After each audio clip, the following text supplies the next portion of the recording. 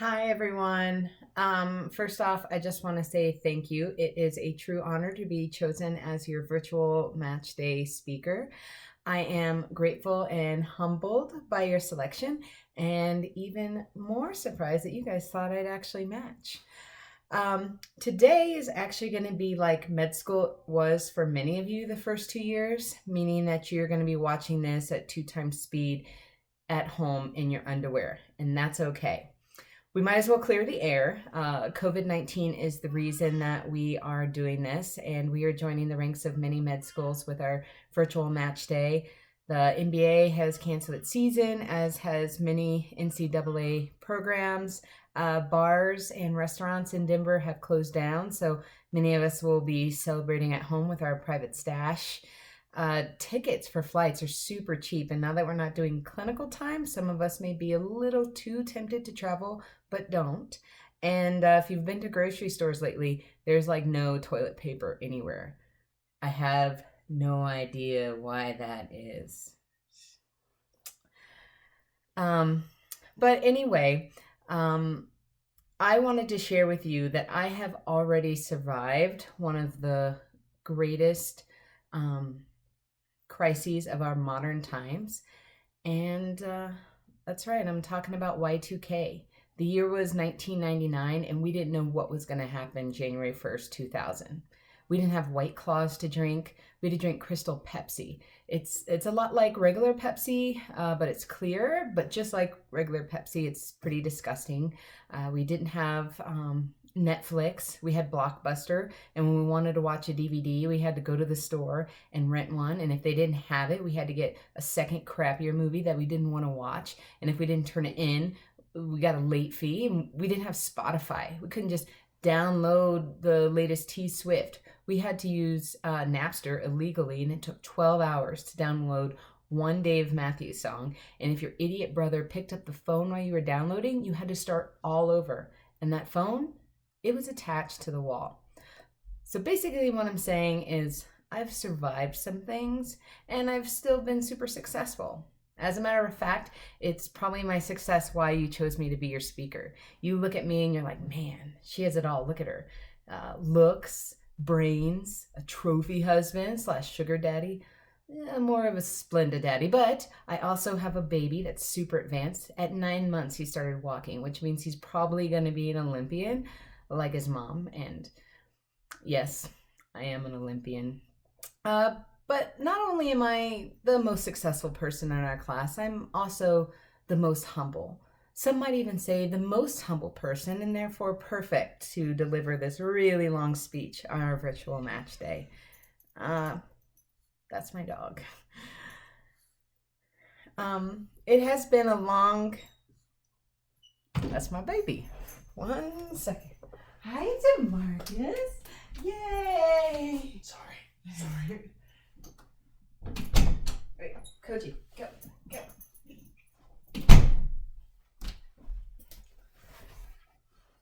Hello. Don't worry about that. Anyway, it's been a long journey. We've had a lot of sacrifices. If you're anything like me, you were told not to go into medicine. I think the last one I got was my last sub-I. She said, don't go into surgery. But anyway, I am matching into surgery. We've been told don't go into medicine for the money, that there's other jobs out there that you can make more money and it's easier. But first of all, they're full of crap because I'm in my 30s and I've never seen that job, okay? But don't question yourself, guys. You're meant to be here. I'm meant to be here. We are meant to be here. I wanted to use this time today to kind of reflect back on some thoughts over the last 4 years. I don't want to compromise any of our future opportunities, so I'm not going to talk about Jade Palace if you guys don't talk about Jade Palace. Let's bring it back to anatomy, our first patient.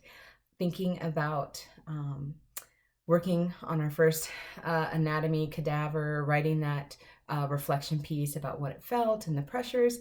And I think back to just like a month ago, I was sitting down and I was telling this awesome story about Fournier's gangrene that was totally going to result in a penectomy. And about halfway through my awesome story, my husband's buddy's wife said, "Can we not talk about this at dinner?"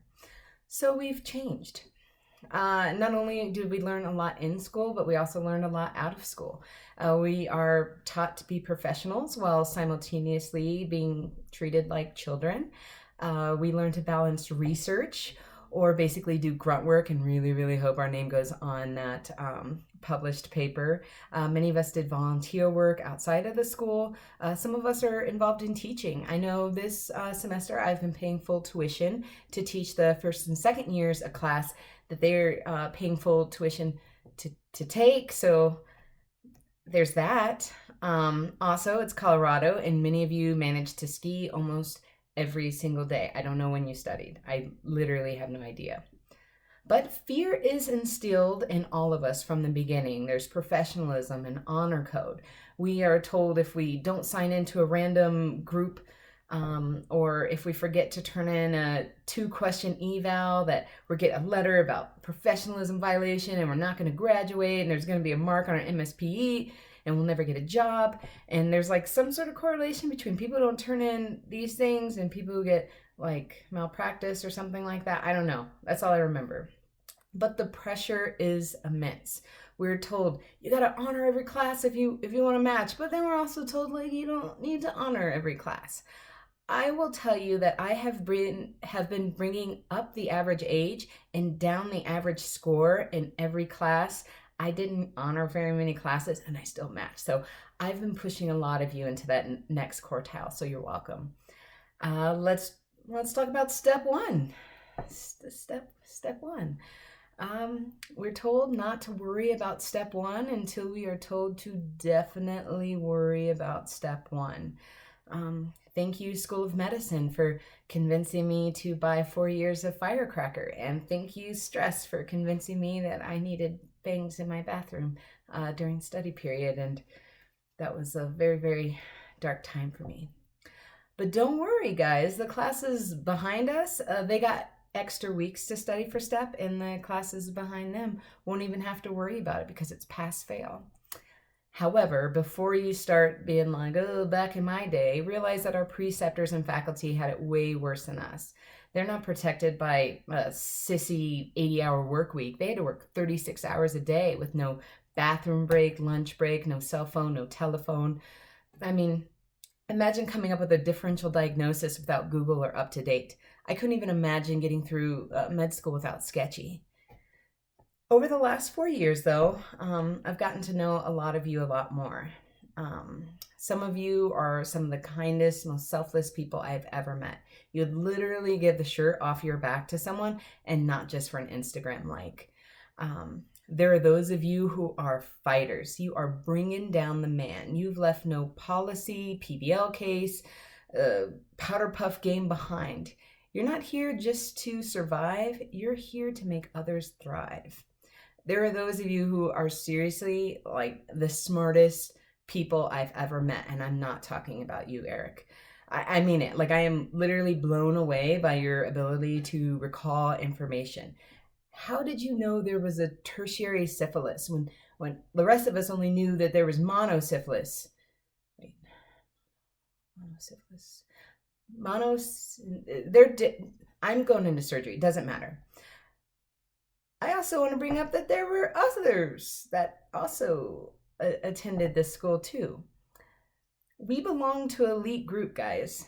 We made it here.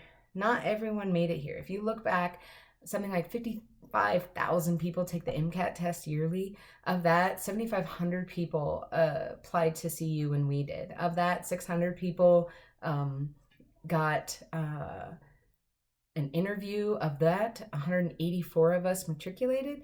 And of that, not everyone is here today. Some people will take different paths to get to the same spot.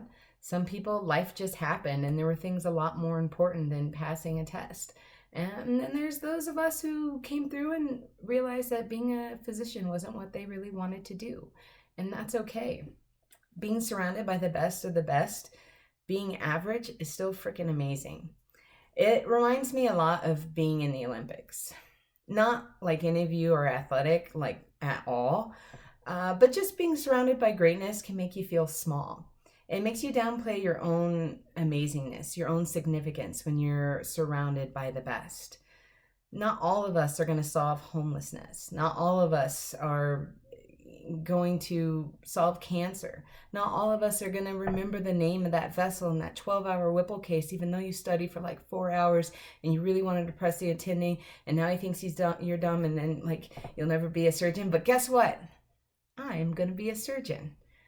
We're okay. We're still pretty amazing. We still are going to make a difference.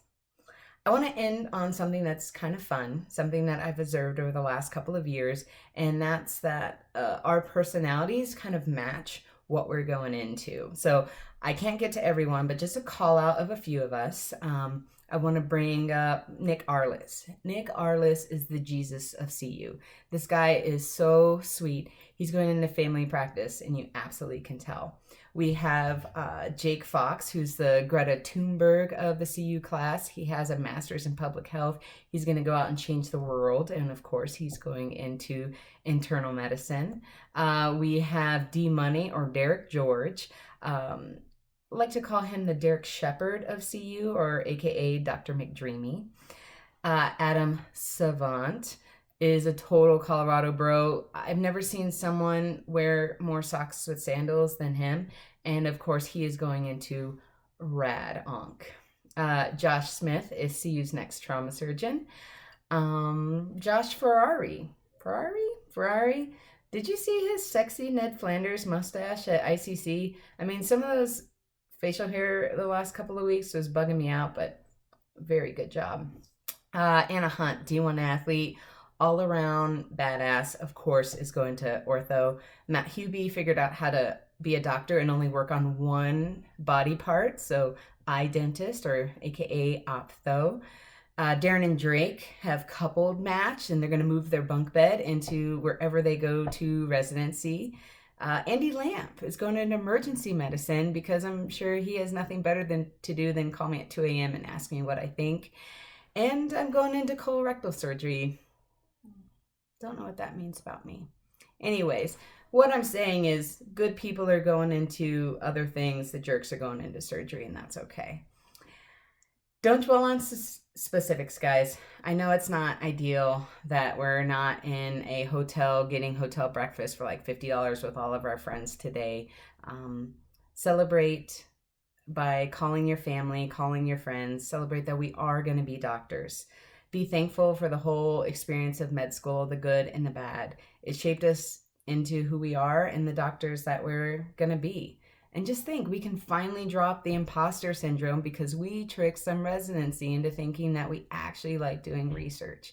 And last but not least, I have my 20th high school reunion this summer, and I'm going to make everyone call me Dr. Thornton. So anyways, I'm so proud of us, guys. I will see you at graduation.